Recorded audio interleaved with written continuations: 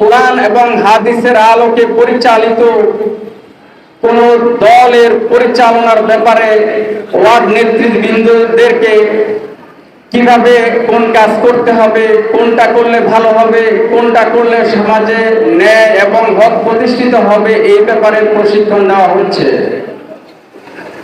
আমি অত্যন্ত আনন্দিত এবং গর্বিত। দীর্ঘ প্রায় 1 বছর ধরে আমি রামগঞ্জে আমার এই ওয়ার্ড প্রতিনিধিদের সাথে প্রতিনিয়ত আমার যোগাযোগ কথাবার্তা হয়ে আসতেছে। আমি অত্যন্ত খুশি আমার এই ওয়ার্ড নেতৃবৃন্দের কর্মকাণ্ডে। তাদের প্রত্যেকটা কাজ তারা শুধুমাত্র আল্লাহকে রাজি খুশি করার জন্য করে। যেখানে অন্যায় দেখে সেখানেই প্রতিবাদ করে।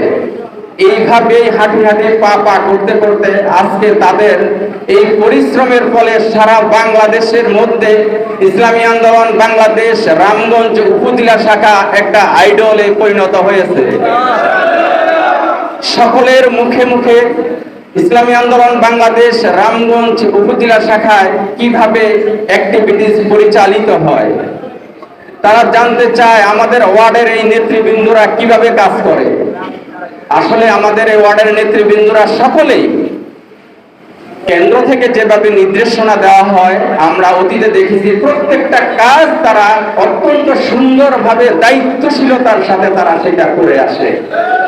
আমি আপনাদেরকে অনুরোধ করব, আমি রিকোয়েস্ট করব, অতীতে যেভাবে আপনারা অত্যন্ত দরদের সাথে প্রত্যেকটা কাজ করে আসছেন, সামনে নির্বাচন পর্যন্ত আমরা সকলেই মিলে আমাদের যার যার উপরে যে দায়িত্ব আসে, কেন্দ্র থেকে যে নির্দেশনা আছে, আমরা সব অবশ্যই সেটা পালন করব। আমাদের সকলের প্রচেষ্টায় আমরা কেন্দ্রকে ইসলামী আন্দোলন বাংলাদেশের পক্ষ থেকে হাত কাটার থাকা প্রতীককে আমরা সংসদে পৌঁছাতে চাই ইনশাআল্লাহ।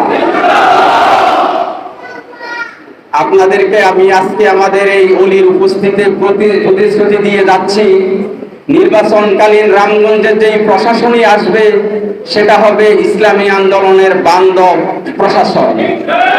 আমি আপনাদেরকে প্রতিশ্রুতি দিয়ে যাচ্ছি, যেখানে অন্যায় দেখবেন সেখানেই আপনারা প্রতিবাদ করবেন, যেখানে মাসেল দেখবেন সেখানেই আপনারা প্রতিবাদ করবেন।